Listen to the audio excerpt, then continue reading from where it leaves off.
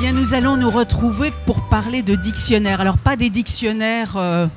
à la fois des dictionnaires très sérieux, mais des vrais dictionnaires de passionnés, des dictionnaires de spécialistes dans le meilleur sens du terme, des dictionnaires de fans.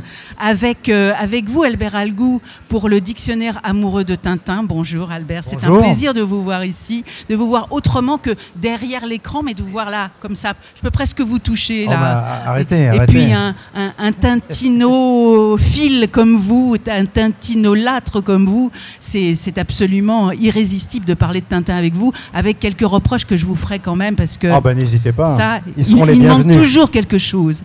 Le dictionnaire amoureux de Saint-Pétersbourg, Vladimir Fedorovski, là, ça m'a donné immédiatement envie de partir vers cette ville.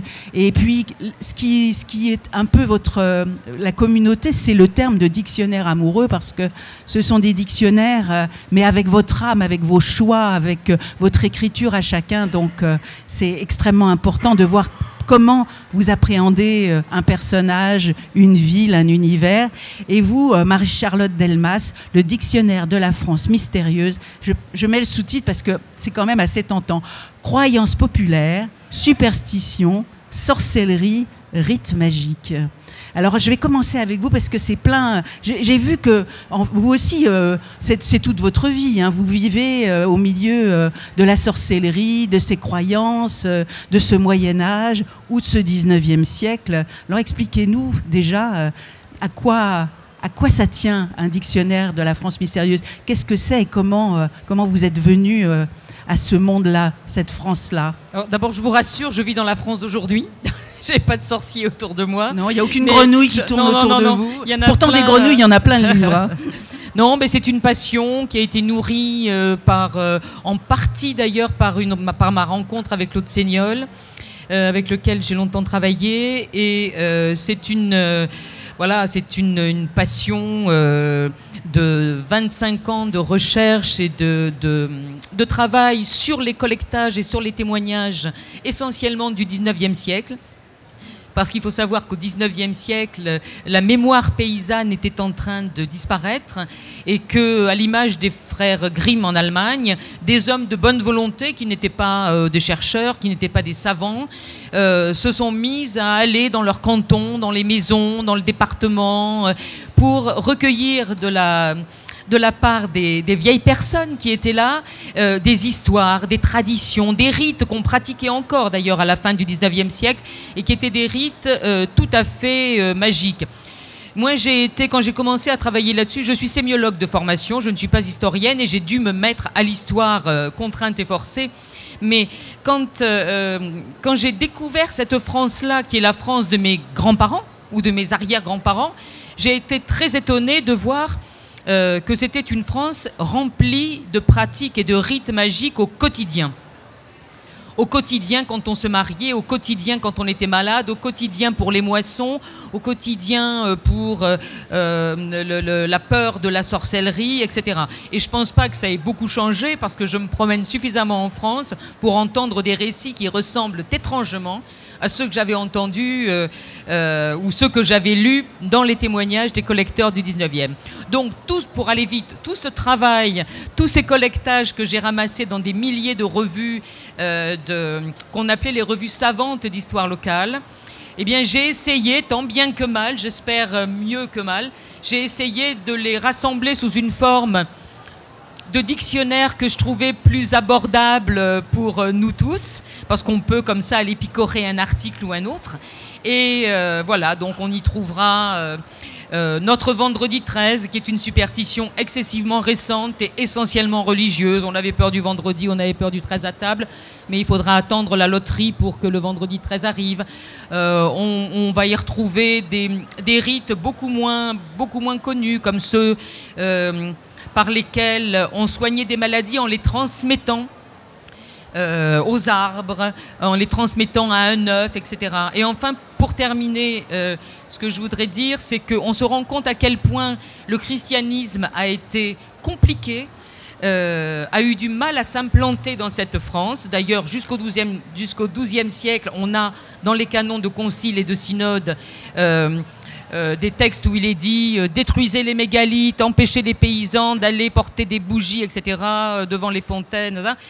Et on se rend compte qu'en fait, ça n'a fait que déplacer le problème parce que les rites magiques deviennent des rites magico-religieux. On se fiche de savoir si la fontaine est une fontaine avec une divinité antique, mais voilà, on va aller soigner ses furoncles, ses clous à la fontaine Saint-Cloud, on va aller soigner, si on est estropié, son bras à la fontaine Saint-Eutrope, estropié, ou ses yeux à la fontaine Saint-Clair, et c'est fini. Ah mais non, mais c'est pas fini parce que c'est quand même toute cette France paysanne dont vous nous parlez et puis on va de l'accouchement au décès, on est dans les objets, enfin c'est un régal. Non, on va revenir parce que vous allez nous expliquer un peu comment vous travaillez, mais je voudrais aller un petit peu me promener à Saint-Pétersbourg avec vous, Vladimir Fedorovski, parce que... Quel plaisir de vous prendre comme compagnon. Alors nous y allons par le train, j'imagine, pour prendre un petit peu le temps, ou on va directement... quel endroit va-t-on d'abord? Ça dépend. Moi, vous savez, je prends parfois... Il y a un train extraordinaire quand vous voyagez de Moscou à Saint-Pétersbourg la nuit. C'est une ville qui fait rêver. J'espère bien que c'est un dictionnaire amoureux qui fait rêver. Sauf fait, le dictionnaire, ça me perturbe. Parce que je ne suis pas vraiment dictionnaire. Et c'est un livre pas vraiment dictionnaire. C'est plutôt l'amour vers Saint-Pétersbourg que j'ai raconté. Vous savez, les Russes disent que les murs gardent la mémoire. Je vais dans votre sens. Je vais beaucoup dans votre sens, madame, parce que il y a là-bas, dans mon dictionnaire amoureux de Saint-Pétersbourg, je réhabilite Raspoutine, qui était un homme mystérieux, comme vous le savez bien. Mais au-delà de ça, vous savez, ça m'a fait plaisir, premier abord, de raconter ça pour plusieurs raisons. Tout d'abord, les temps sont tristes. Et Saint-Pétersbourg, c'est une ville extraordinaire, avec les couleurs inattendues, le jaune, le fuchsia, le vert très prononcé sur la toile de fond de neige immaculée de la Russie. C'est un choc visuel et je voudrais vous faire plaisir. Deuxième aspect, c'est vraiment un cadeau. J'ai failli dire cadeau de Noël, mais c'est vraiment un cadeau. Deuxième chose, c'est plus sérieux. Vous savez, dans ce livre, je reconstitue les événements majeurs, notamment les révolutions russes. J'ai participé autrefois dans cet élan de la liberté, de la chute du système totalitaire, là-bas, à la fin du système soviétique. Vous savez, pour être franc, ce n'est pas explicite dans le livre, mais c'est implicite. La France d'aujourd'hui me rappelle un peu l'Union soviétique d'hier. Parce que, vous comprenez, il y a ce désir d'être politiquement correct, désir d'inventer les choses, mentir et vivre dans le mensonge, se croire à ses propres mensonges. Et ça m'a perturbé, parce que je suis très francophile, comme vous le savez bien.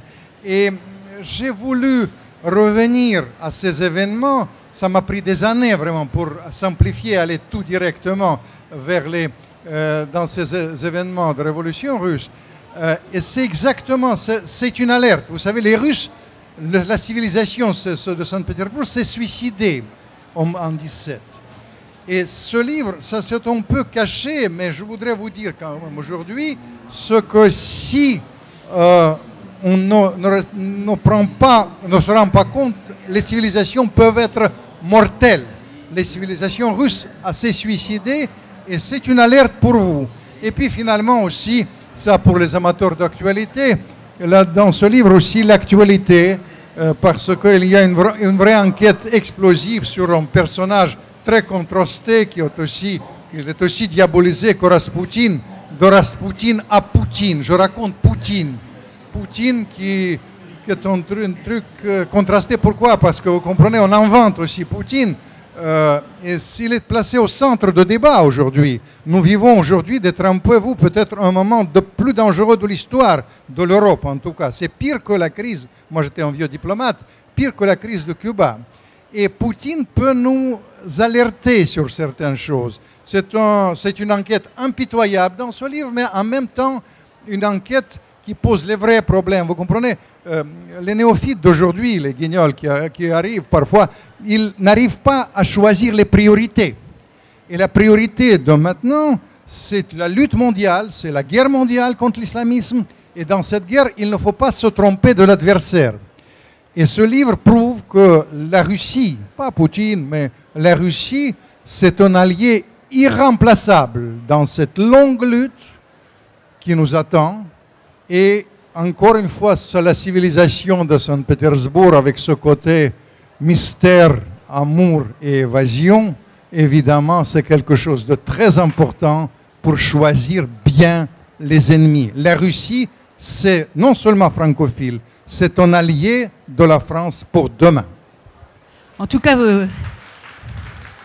vous commencez ce livre en disant « J'aime Saint-Pétersbourg du fond de mon âme et de tout mon cœur » et je crois que c'est un peu ce que vous venez de dire aussi dans ces quelques mots. Alors, dictionnaire amoureux de Tintin, Albert Algou, moi je voyais que je retrouvais dans ma bibliothèque le Haddock illustré, le Dupont sans peine.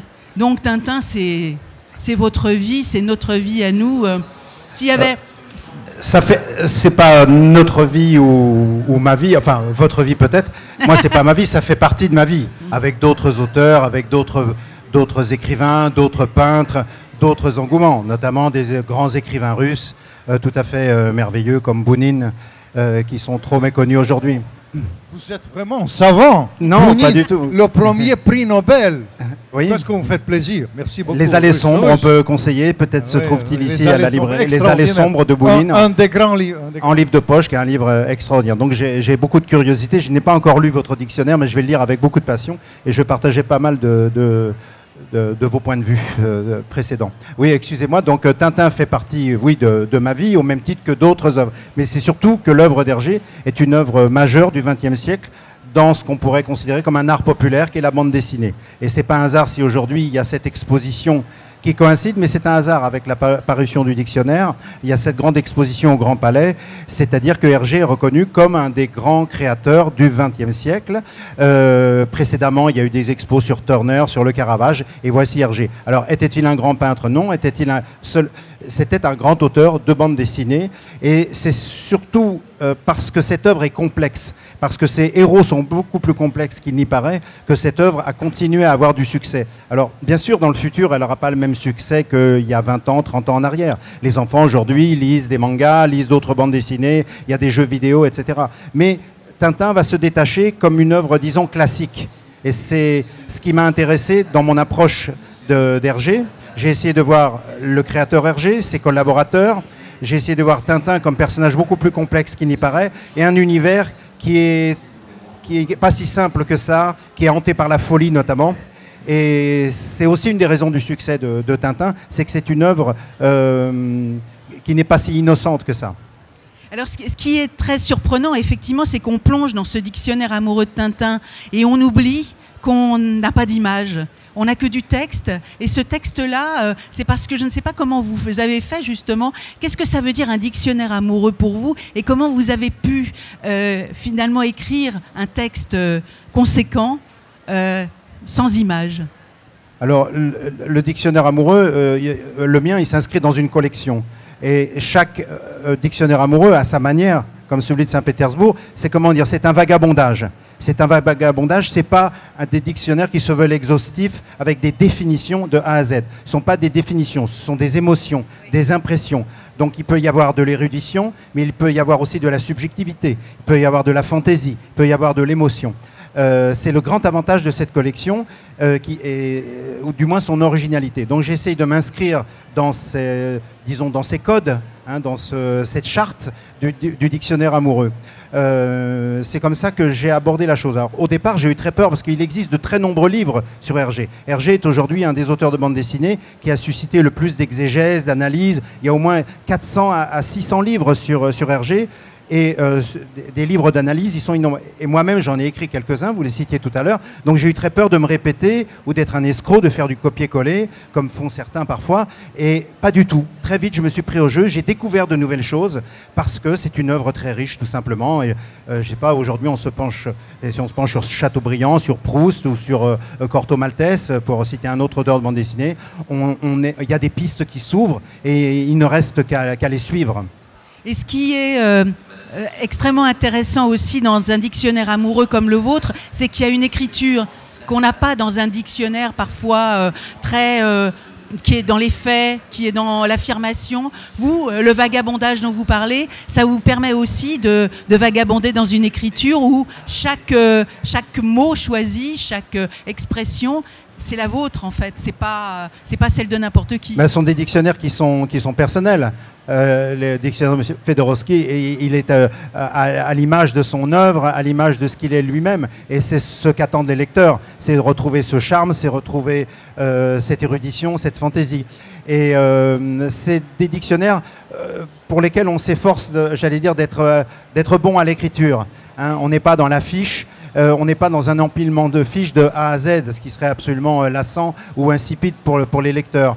C'est aussi d'essayer de faire partager aux lecteurs notre enthousiasme. Alors effectivement, il n'y a pas d'image. Il y a toujours Alain Boulduire, qui est un illustrateur formidable, qui illustre tous les dictionnaires amoureux. Et il n'y a pas d'image, évidemment, d'Hergé dans le problème. Mais ce n'est pas tellement un problème de droit à l'image qui se pose. C'est que Hergé, c'est une des œuvres de bande dessinée, qu'on connaisse bien ou pas Tintin, ou qu'on connaisse bien ou vaguement. Si on parle de Tournesol, tout le monde a l'image du professeur Tournesol. Si on parle de la momie de Raskar Kapak qui enjambe la fenêtre où Tintin dort, on a tous une vision très inquiétante qu'on a eue enfant, peut-être en lisant ces albums. Si on parle du capitaine Haddock, tout le monde a une vague notion de ce qu'est ce personnage barbu, tonitruant, alcoolique, qui éructe Bachibouzouk, Corictérope, Moule à gaufre. Si on parle d'autres personnages, même secondaires, la Castafiore, ça parle pratiquement à tout le monde. Et ça, c'est le génie d'Hergé, c'est d'avoir su créer des personnages qui parlent à l'imaginaire collectif.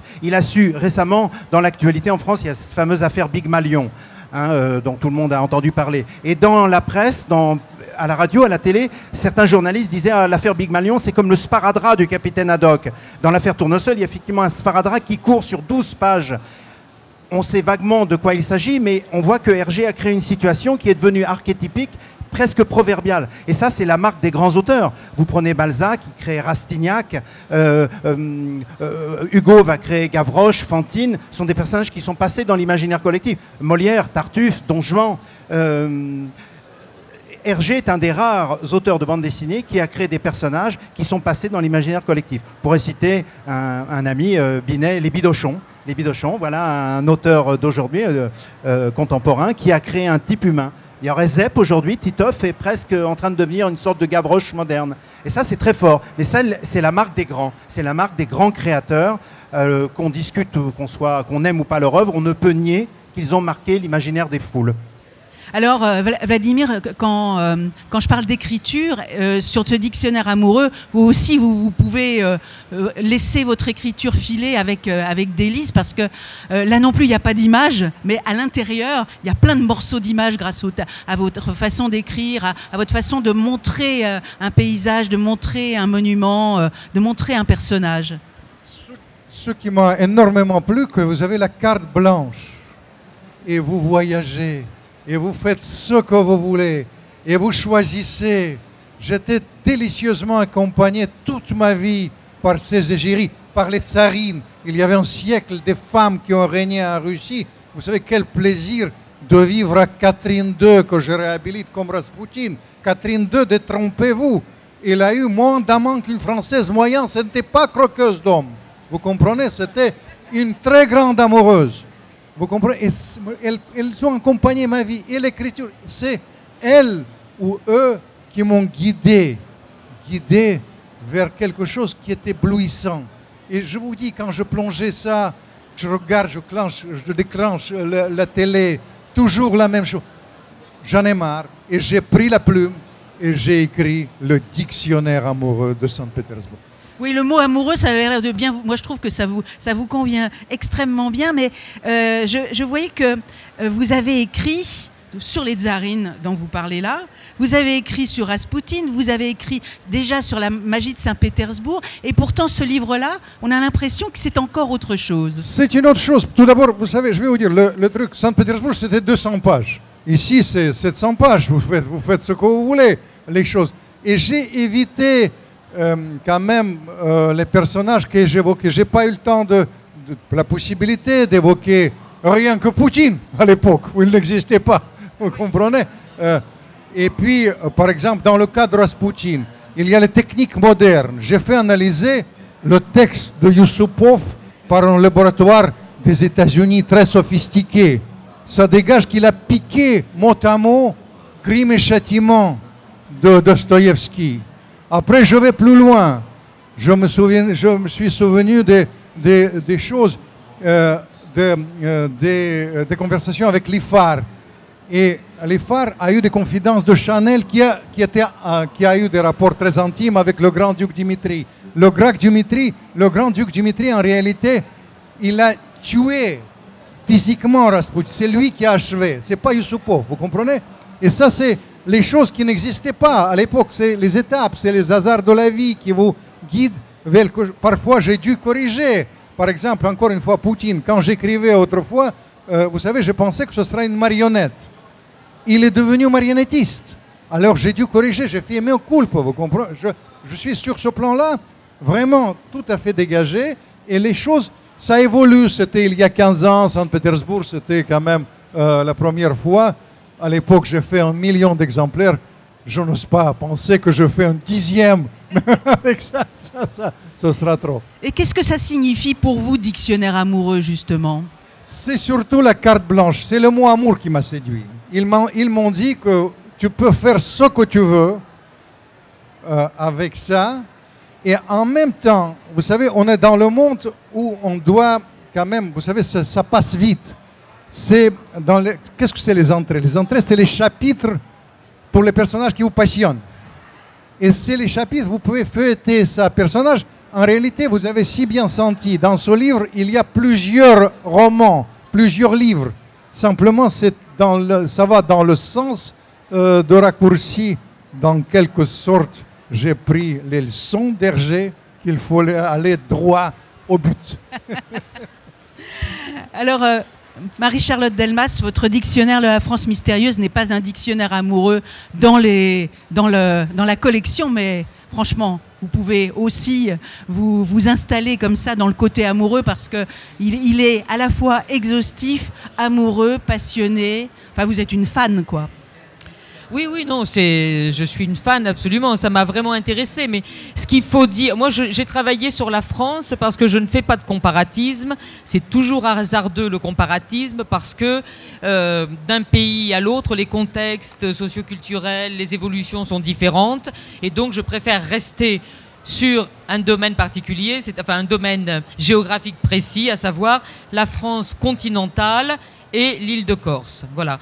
Et ceci dit, il faut savoir que tout ce que l'on va retrouver comme rites, pratiques magiques, quotidiennes de nos grands-parents, arrière-grands-parents, etc., d'une part, on les retrouvait pour partie d'entre elles au Moyen-Âge, même si on manque cruellement de documentation, on a quand même quelques textes où on peut s'apercevoir qu'il y a une continuité.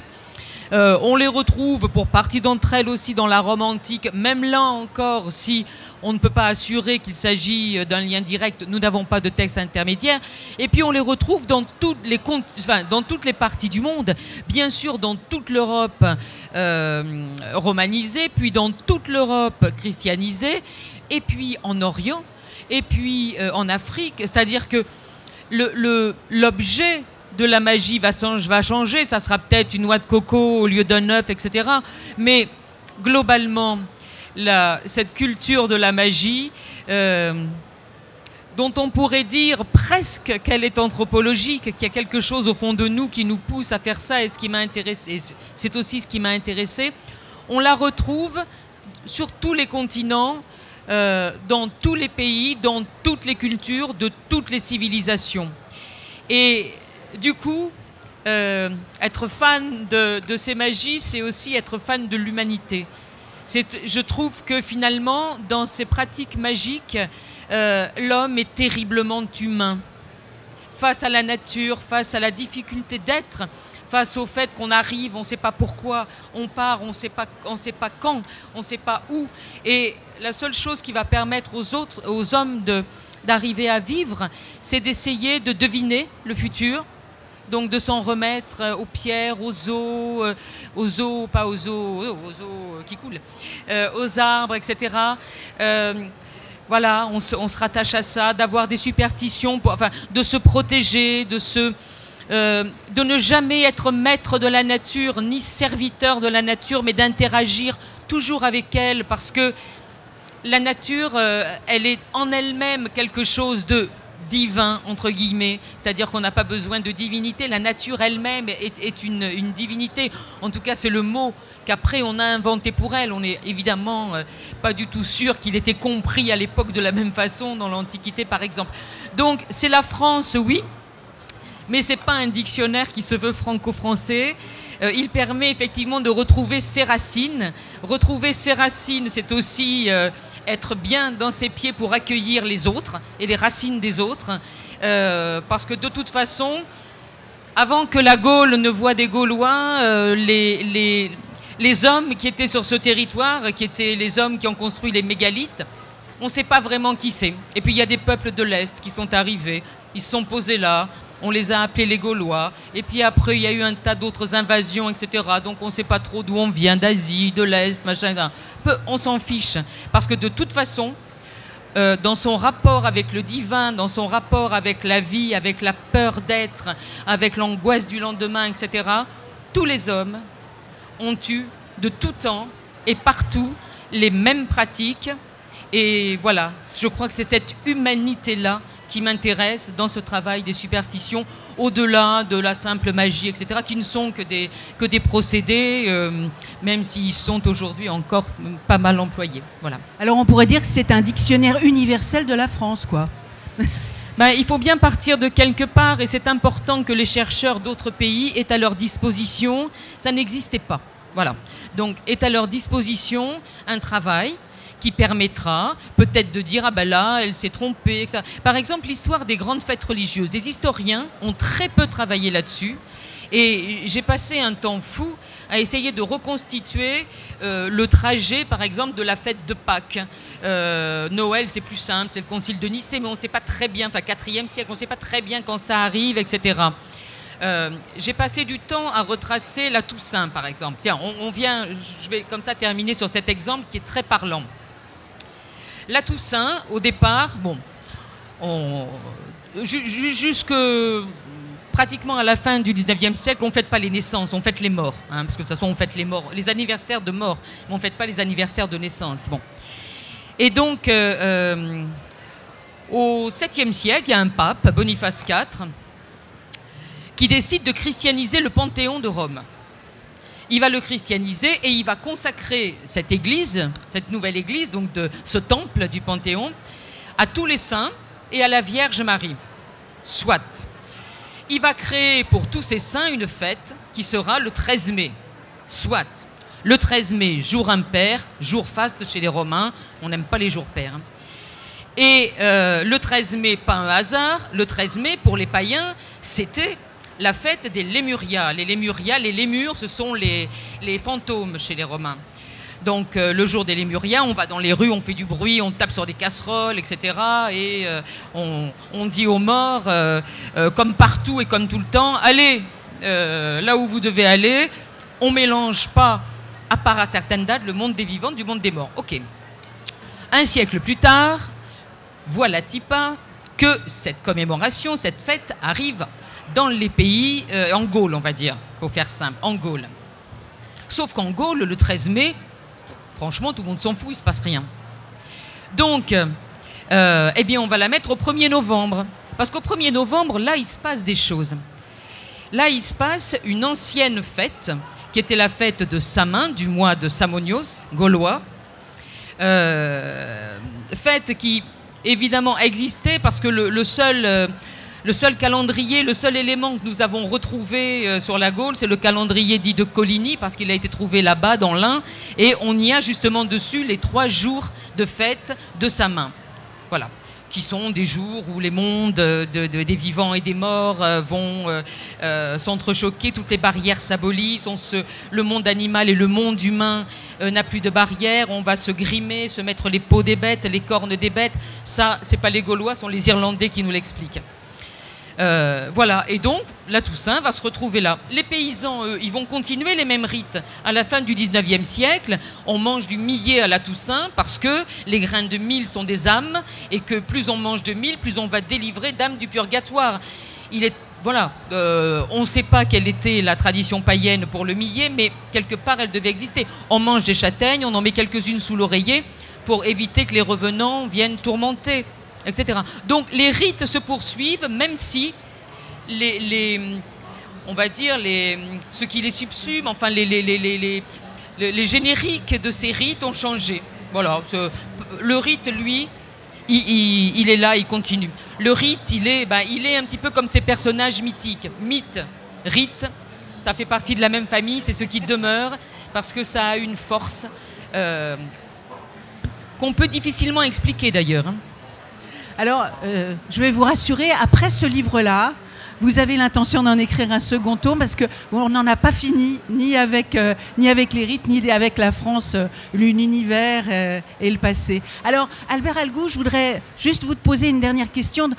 Quand vous décidez d'écrire ce dictionnaire amoureux de Tintin, vous faites des choix de thèmes, des choix de mots. Quel est votre préféré ? Peut-être une petite insulte ou autre chose? Non, ça pourrait être une des insultes du capitaine Haddock, mais c'est très difficile comme question parce que c'est comme une mosaïque de Tintin. Donc quel éclat, quel morceau prendre? Il y en a tellement. Ou celui par lequel vous avez commencé peut-être? Je crois que j'ai commencé par la Sildavie. Tout simplement, parce que au départ, il y a beaucoup d'interprétations historiques de Tintin. C'est pas celle qui me plaise le plus.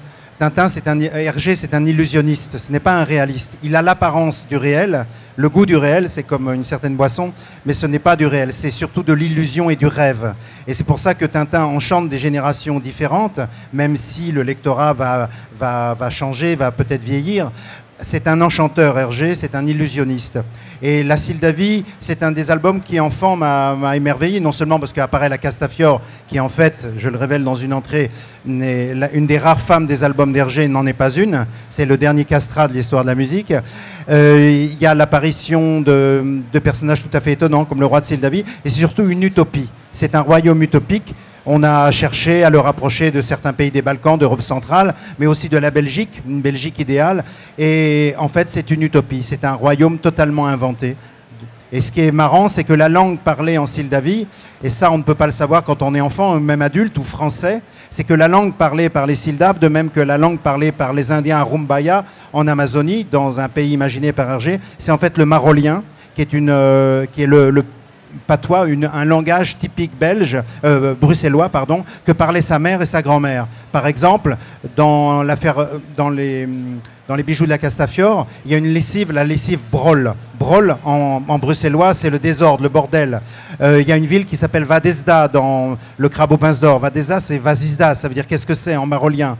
Babelair, par exemple. Babelair, c'est un nom apparemment arabe. Babelair, les Bruxellois savent que c'est un bavard, un crétin, un hableur. Donc Hergé s'est amusé au fur et à mesure. Plus il a débelgicisé, si vous voulez, Tintin, puisque quand Tintin a acquis un succès international, quand ça a eu du succès en France, juste un petit peu avant la guerre et après la guerre, il s'est dit il faut que je fasse de Tintin non plus un héros belge, mais un héros international, qui va devenir extra-européen, qui s'intéresse aux autres cultures. Eh bien, il a fait cela, mais en même temps, il a renforcé le côté, secrètement la présence du marolien dans les albums. Et cela, vous voyez, ça montre qu'il y a des niveaux de lecture très différents chez Hergé. Quand on est enfant, on n'est pas obligé de le savoir. Quand on est enfant qu'on ne sait pas lire, on s'intéresse aux cabrioles de Milou ou des Dupont.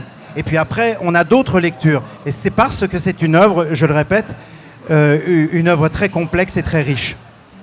Bien, écoutez, le temps passe très très vite, mais alors juste un mot quand même. Je voudrais savoir par quel mot vous avez commencé, vous, ce dictionnaire, et puis on clôt. J'ai commencé par l'art, par l'architecture. Je n'ai pas évoqué autrefois ça, mais ça m'a fait tellement plaisir. Il y a l'Académie de ballet. Le ballet, c'est le russe. Je vais vous faire un aveu. Les ballets russes, il y a un mot russe. Mais le ballet russe, c'est le ballet français.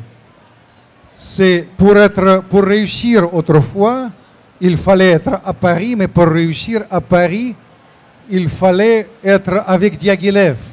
Vous savez combien de personnages, sur 100 personnages établis par les Américains, meilleurs du XXe siècle, 27 appartenaient au ballet russe. Vous savez, ça vous déménage. Mystère, amour et évasion. Ouais, je pense que là, vous avez de la lecture pour votre hiver avec le dictionnaire amoureux de Tintin d'Albert Algou, le dictionnaire amoureux de Saint-Pétersbourg de Vladimir Fedorovski et le dictionnaire de la France mystérieuse de Marie-Charlotte Delmas. Bonne lecture au coin du feu. Merci beaucoup à tous les trois.